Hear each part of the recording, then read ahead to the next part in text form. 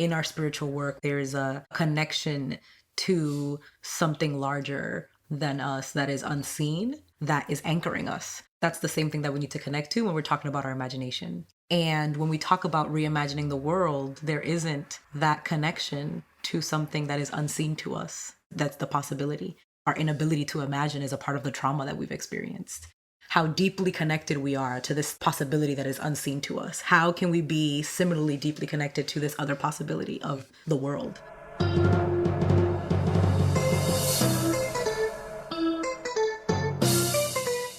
Welcome to the Evolutionary Leadership Podcast. My name is Gibrán Rivera, and I am inviting you to be in conversation with remarkable people who are devoting their lives to the evolution of consciousness and culture. Because this is the only way that our humanity will be able to meet the challenges that we currently face. Thank you for being here at the beginning. These are the early days of our podcast, and we're hungry for your feedback. It's also why today's intro is going to be a little longer than usual. For this episode, I was blessed to interview Kendra Hicks. She's the director of radical philanthropy at the Resist Foundation, and she's the creative force behind the Estuary Projects. Kendra and I know each other. We've been talking about this project for a while. She defines it as an invitation. It is an invitation for people who want to spend time thinking about, playing with, and cultivating life-affirming systems.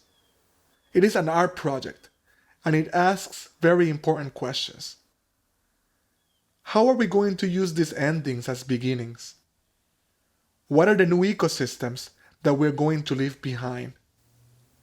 How will we respond to this apocalyptic moment?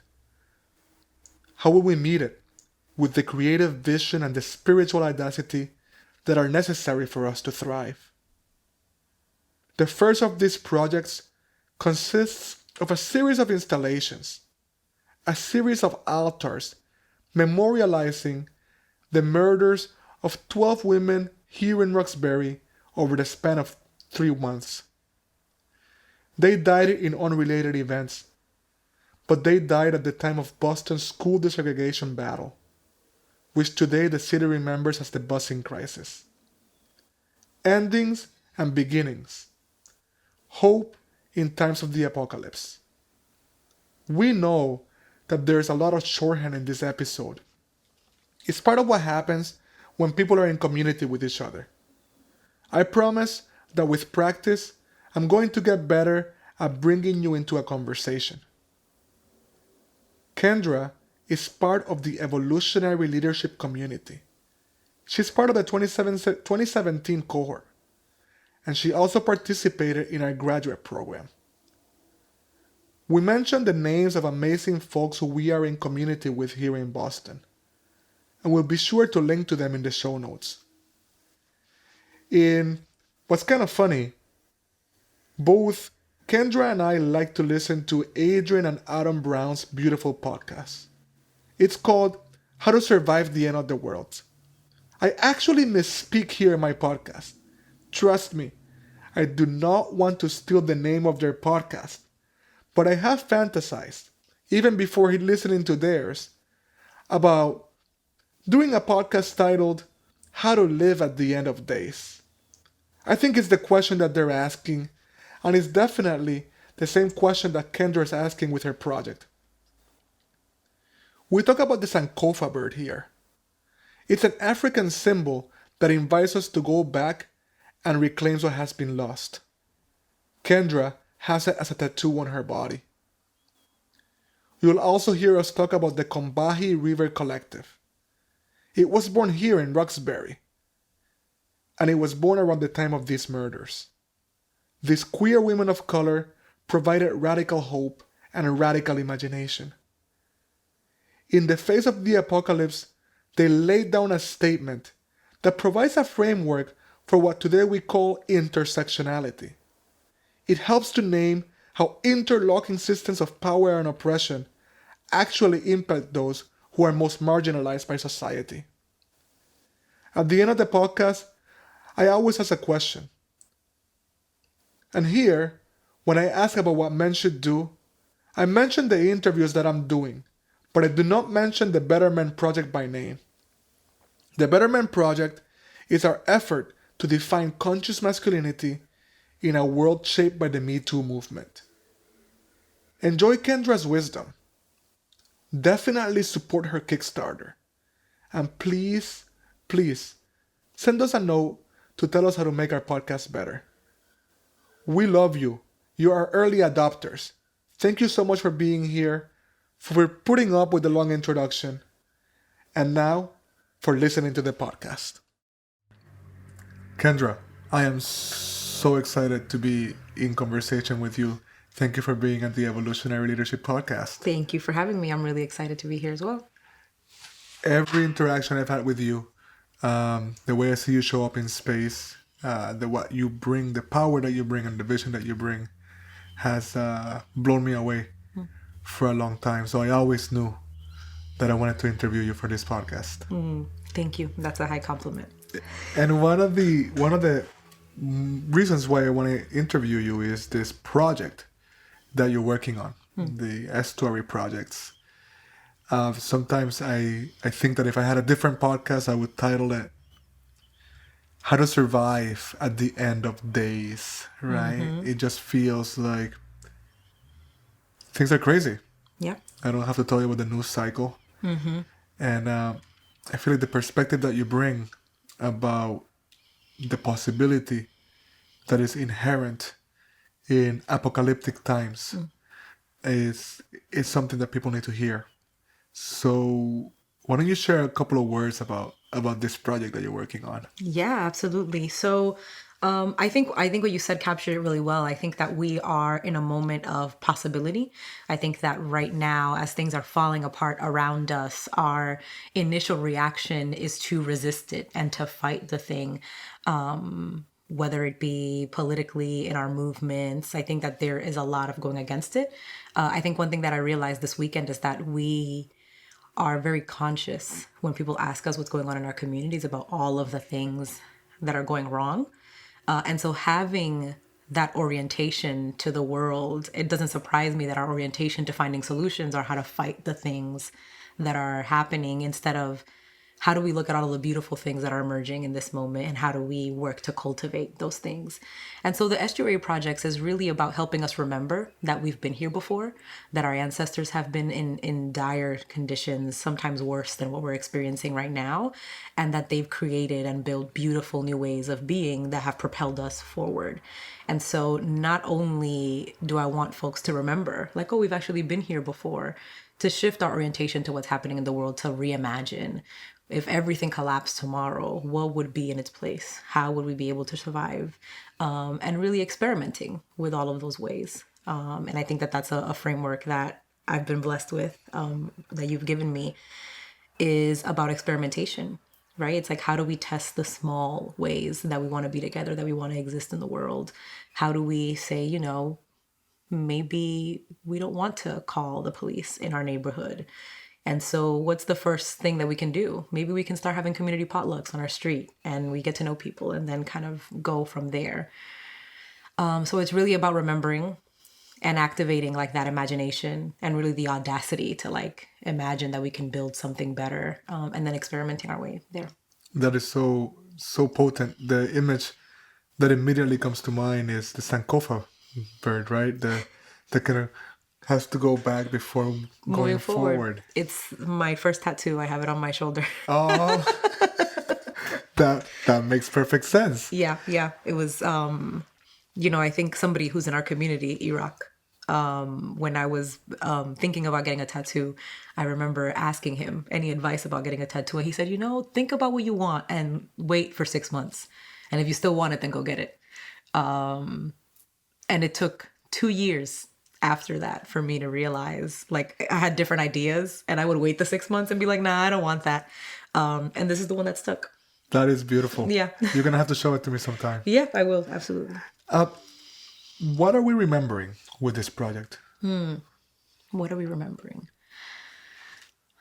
I think that there's some ancestral knowledge that we've been disconnected from because of everything that's happening. I think that spiritually there's a disconnection, but also I think in our movement spaces there's a little bit of a disconnection to our history and to what's happened and to what we've been able to create and build. And so for me, it's really about remembering exactly what were the apocalyptic events in our history that created fertile ground for new ways of being. Particularly, the Estuary Projects is meant to be something that happens on an ongoing basis, but the first one is really here in Roxbury. And so in Roxbury, in 1979, in the early 70s, really in the 70s, there were a string of murders that happened. There were 12 women who were murdered in a 12-week span in Roxbury in 1979, along with a number of things that were happening. The busing was happening in Boston. And so the city was very much on fire. But during that time was also the time of the Combahee River Collective. And it's during the years that we got the Combahee River Collective statement. And so the first installation of the Estuary Projects is really to remember that there was an apocalypse here in our neighborhood and that the people in our community really got together, shifted the way that they were together, and gave us something new. The Combahee River Collective statement is by any stretch really the foundations of Black feminist thinking and the foundation, what gave us the analysis, like the beginning forms of intersectionality, right before we called it intersectionality. And I don't think that enough of us know that that is not only homegrown, but that it came on the heels of loss and tragedy. So I really want us to remember that. Thank you. Thank you for bringing it back to that very sobering time. It blows my mind that I did not know about these deaths until you told me about them. That in these times when thankfully there's this focus on the plight of women in our culture, you can point to this, to murders and to this violence, and you can somehow see possibility emerge out of that. Could you share a little bit more about what do we know? What do we know about these murders? Sure. Unfortunately, because of the times, and because they were Black women, we don't know a lot. The way that the stories were covered in my research, some women have different names in different neighborhoods, different dates of their death. Like the information is very, I would say, just not a. We just don't have a lot of it. We don't have a lot of information. We do know all of their names. We know all the names of the women. We know where their bodies were found. We know that it wasn't a serial killer, that they were all individual acts by different people. We know that all of the women were murdered by men. And we know that they were, within the confines of Roxbury, and some of which is now Dorchester. I think that our neighborhood limits have shifted a little bit, and so some of what used to be called Roxbury isn't called Roxbury now anymore. And we know that they were all killed within 3 months, and so sometimes 2 in a week, and sometimes 1 every week. Wow. Yeah. So 12 Black women here in Boston during the Boston crisis, 3 months, all murdered by men. Yes. And make the link between that and the work of the Combahee Women's Collective. Yeah. So I think that the analysis of the Combahee River Collective is that the systems of oppression and like the systemic oppression that we're experiencing in our communities was making way for the ability for like Black women to be murdered. And so the Combahee River Collective is a collective of Black queer women that came out of the Black Power movement and out of the first wave feminist movement. And so a lot of their analysis was that they couldn't separate their Black identity from their queer identity or their poor identity, that they were experiencing a specific kind of oppression because they were Black women and because they were queer. And so their analysis around the murders was that the fact that these women were Black and that they were women and that they were experiencing oppression in such a specific way is what was allowing for the violence against them to kind of flourish. It's because Black women were from there at the bottom of the totem pole, from like their division, or I would say me farther out in the margins, right? And so their entire analysis is that was what was allowing these women to be murdered, is that systemic oppression was making way for people to feel okay, and for Black women to feel like for people to feel that Black women were disposable. Wow. Well, I really appreciate how you connect this to the current moment and the discourse on intersectionality. It does feel and seem like these ideas caught on, and that it is a centerpiece of the discourse of liberatory movements that we need to look at the most impacted and at the intersection of these forms of oppression, if you will. I want to ask a little bit about you and how you got here, but I think it's helpful if you tell us what the Combahee River is. What was that collective named after? Yeah, so the Combahee River is a river in South Carolina, and the Combahee River Collective is named after the Battle of the Combahee River, which was led by Harriet Tubman. And so Harriet Tubman led that battle, and that battle resulted in the freeing of about 800 slaves. And so the Combahee River Collective is named after the battle that was led by Harriet Tubman in the Combahee River. Wow.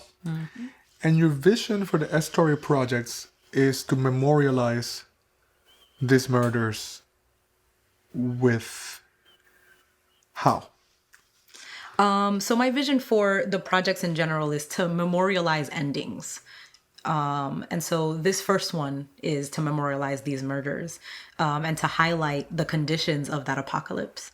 And so for the one in Roxbury is to use installations at each of the locations where these women were found to memorialize that place, right? To like bring that remembering aspect of it. I want us to use art and to use these installations as a way to engage with that location in a different way. I think all of these locations are places that people just walk past every day.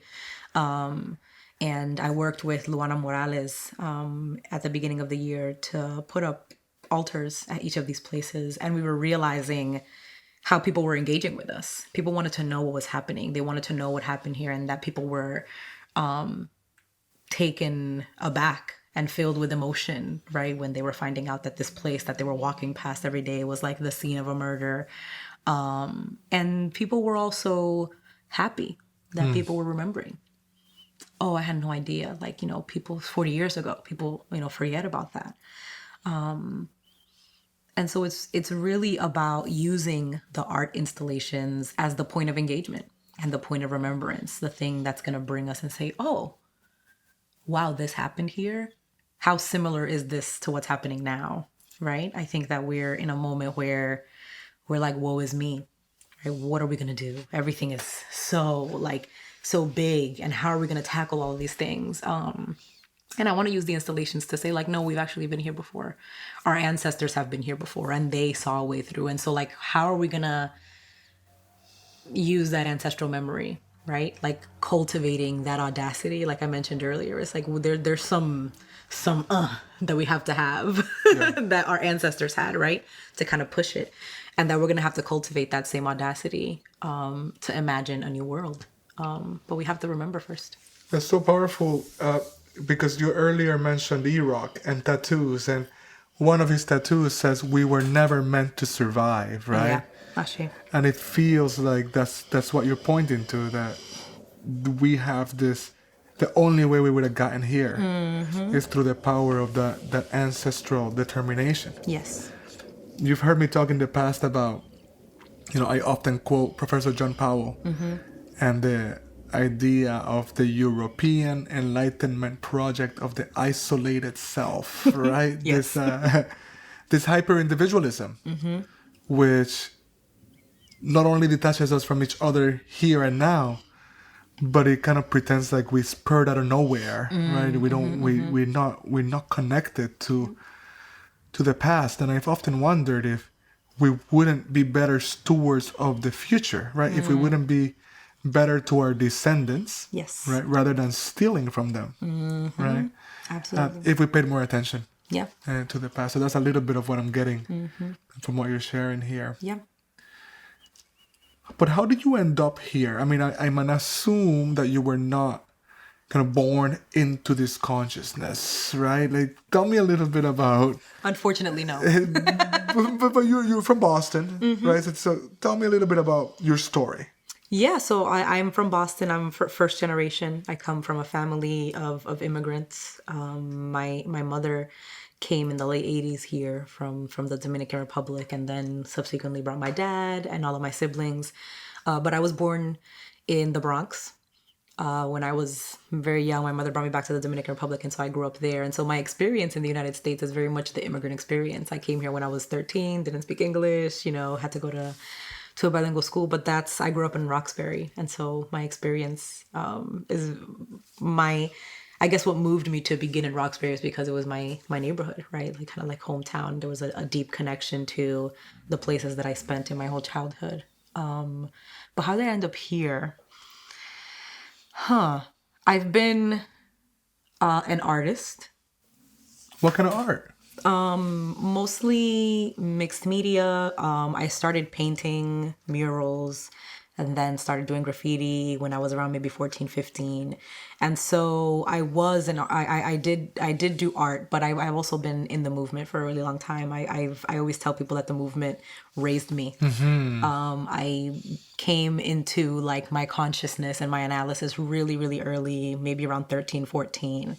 And so I spent most of my life doing organizing work and being in the movement. But I knew that there was more to what we were doing, and that there was a gap to what we were doing, right? I think that we have in the movement, we have a trajectory of you develop an analysis, you kind of have like that eye-opening experience, you get politicized, and then we teach you how to organize and how to run a campaign, and you fight the thing. Yes, I'm familiar with the pattern, of course.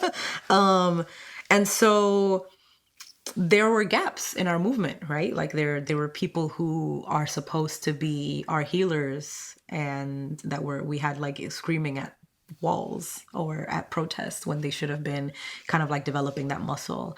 And there were people who are our artists who should have been helping us kind of like think about building to reimagine, right? And they could have been building that muscle.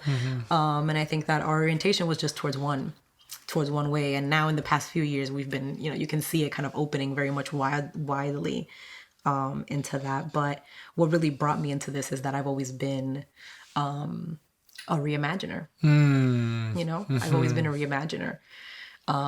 We were organizing and doing campaigns, and I was always like, yeah, but so like, let's do it ourselves, I'm a co-founder of a youth organization called Beantown Society, that's here in JP, as well in Eggleston Square.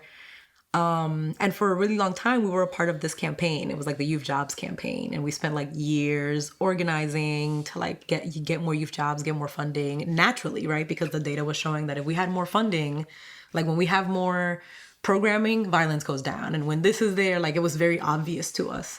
But then it got to a point where we were so tired of like asking and not getting that we were like, we're just going to do it ourselves. And that's what we did. We like started experimenting, working with younger people in middle schools. And that's when it became really obvious to me that I was like, oh, we're going to have to do multiple. Everybody can't do the same thing.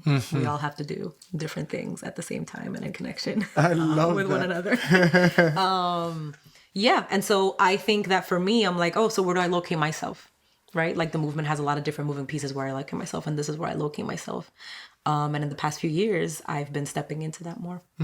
It's beautiful. Yeah. It's interesting. Your last the comment